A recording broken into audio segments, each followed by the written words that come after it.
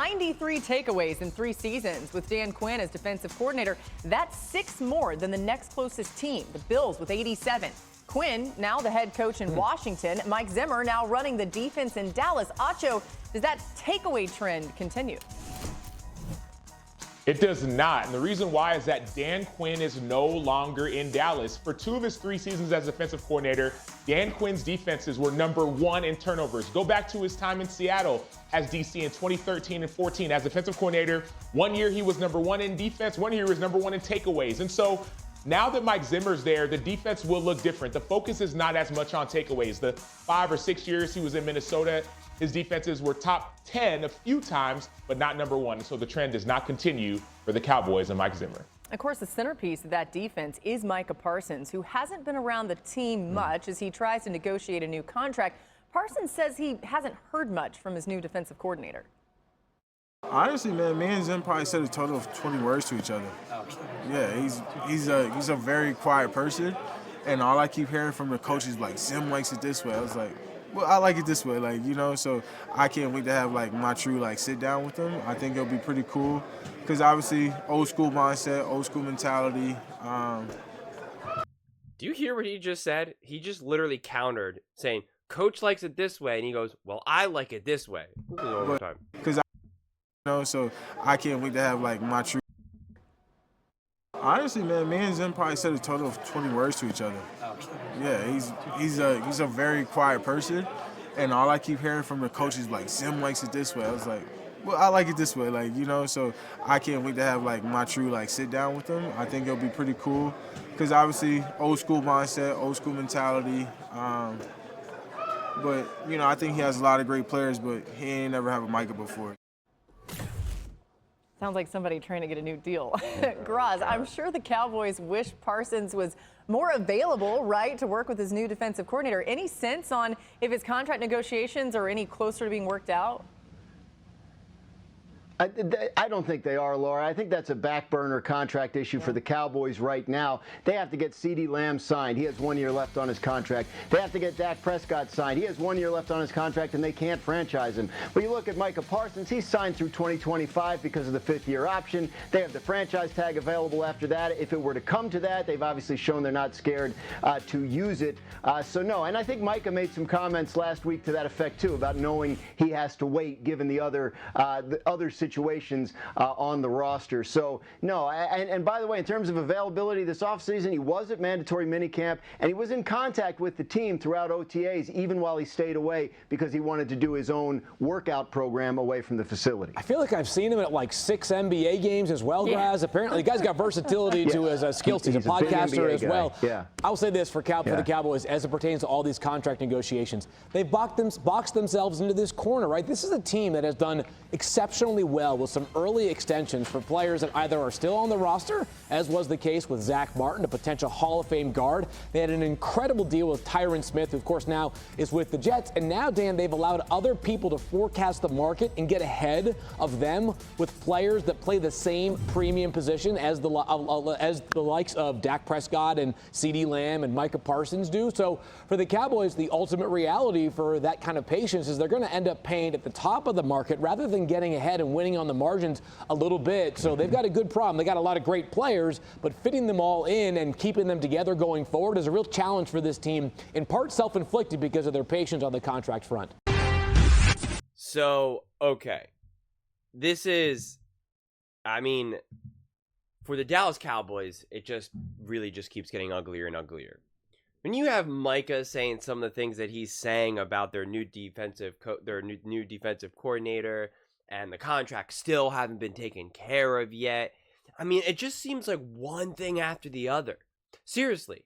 The fact that he even admitted, me and coach have barely even talked. And all I keep hearing from other people essentially is that coach likes it this way. Well, I like it this way. That's already so combative. And he goes, I know he's coached some pretty good guys, but never had anyone like me. And we know, he's already said straight up, he loved Dan Quinn. He loved Dan Quinn as a coordinator. So it's just, this is already starting off on such a bad foot. Their offense is already in trouble. And now at least you could be like, well, their defense was always good. Their defense could have some continuity. And the answer is no. It's a completely different defensive identity that will be laid down. He's going to want to lay down his own identity because guess what? No, he doesn't want to stay a defensive coordinator. He wants to try to get another head coaching job, especially because he saw that's what happened to Quinn.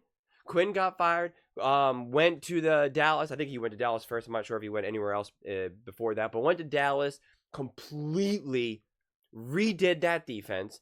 It was like there was already talks about him getting a head coaching job like a couple seasons ago. And then when he decided to stay, I remember like everybody was like, oh my God, that is such a luxury for Dallas Cowboys to have him stick around again. And then of course now he left. So like that really matters. So like they're not going to just try to like follow along and do whatever Quinn had in place. Like every coach is always tries to put their own stamp on the defense, their own DNA, on their own fingerprint on any aspect that they can, quite honestly, right? To show this is me, I'm doing this, I deserve the credit, the money, the other opportunities, the head coaching job. Seriously, Mike McCarthy gets fired. Maybe if he does a great job from DC to head coach, you just never know. So believe me, like this is just, you're going to probably have some overcoaching to a degree, right? Honestly, you'll have some where he kind of like oversteps his bounds, trying to like reestablish himself as a true force in the NFL. Like it's an always rocky situation when that comes about. And I just think that, especially when you have such a tricky player like Micah, who's supposed to be the leader, both defensively and just for the Cowboys in general, like it's just, to me, the Cowboys really could be going towards disaster. They really could. I just don't see where the stability comes from, where the leadership comes from, where the identity comes from, where the vision comes from. I just don't see any of it. And I have my resident Dallas Cowboys fan, Travis O'Shea. He says, Lamb not at minicamp, and Parsons and Zimmer have barely said anything to anyone. 2 new offensive linemen, one of which is a raw rookie. No real running game, a brand new defensive scheme, and many, many Cowboys fans still have them winning the Super Bowl. Now, again, to be very clear, he's played football at a very high level, coaching at a high level, as well as an actual legitimate Dallas Cowboys fan. Just seems to be an actual realistic Dallas Cowboys fan. And it's crazy to me that people still think that the Cowboys have potential to actually make some noise. People think that they're going to win the division or that they can get to the NFC Championship. They couldn't do those things under the perfect circumstances outside of winning the division, which is hardly that impressive when you have the Commanders and the Giants, right? All you do is have to just be better than the Eagles at that point. But it's just like, to think that when they had everything firing at all cylinders, having all the players in their prime, having a perfect balance between veterans and younger players from like a health perspective, that they still could not even make it to an NFC Championship game. You now have a year where the Cowboys have, without a doubt, taken a step back, lost their defensive coordinator who completely built that defense. You have the leader of your defense now, who is just getting weirder, honestly. With each day that passes, he just gets weirder and weirder. He becomes more Draymond Green, who's never won anything yet. Like, at least Draymond Green won stuff. He won multiple championships. He was actually part of a dynasty. Micah just keeps talking and talk. I mean, like, how hard would it have been for Micah to be like, yeah, I'm really excited to talk to coach. Me and him haven't had the opportunity yet to talk a lot, and I'm really excited for my sit down. But instead, he's like, we haven't shared 20 words together. I mean, all I do is hear is that he likes stuff, but I like stuff. Like, that's weird. That's not what you need out of the captain of your team, of the leader of your team, the guy that most likely a lot of the players, especially a lot of the young players, look to. So it's just so bad. So bad. And again, under the perfect circumstances, they weren't able to win. And now you have all this mess. And you have the teams around them getting better.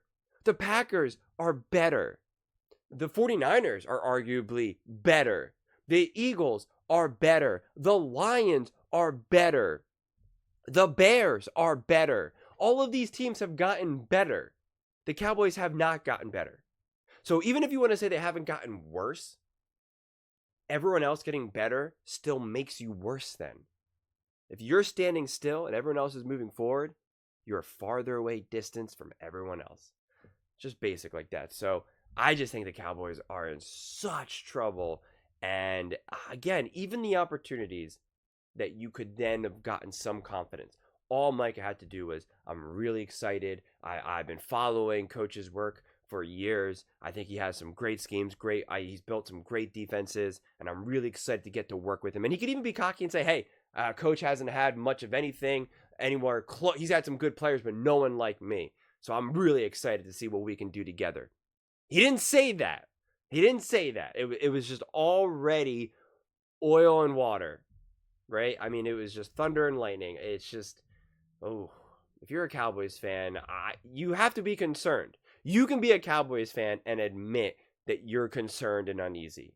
You know, you don't have to be blind to that and look beyond that. But those are just my thoughts. I would absolutely love to hear yours.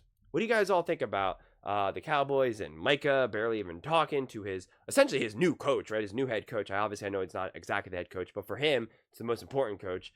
What do you guys all think about where the Cowboys are going? Do you think they're going in the opposite direction? Do you think that they still will be a force to be reckoned with and have true chances at an NFC championship or Super Bowl? Let me know in the comments below. I read every single comment, so whether you agree with me or disagree with me, either way, let's get in some discussions, let's get in some fights, but ultimately, let's just have some fun. And please do consider subscribing. We are building an amazing community here, and I would absolutely love to see you part of it. I want to build something that we all genuinely feel connected to, something that we're really excited to be part of, and I think we're well on our way to doing it. And please don't forget to give this video a thumbs up, as it really does help with the visibility and the algorithm. Thank you so much. See you next time.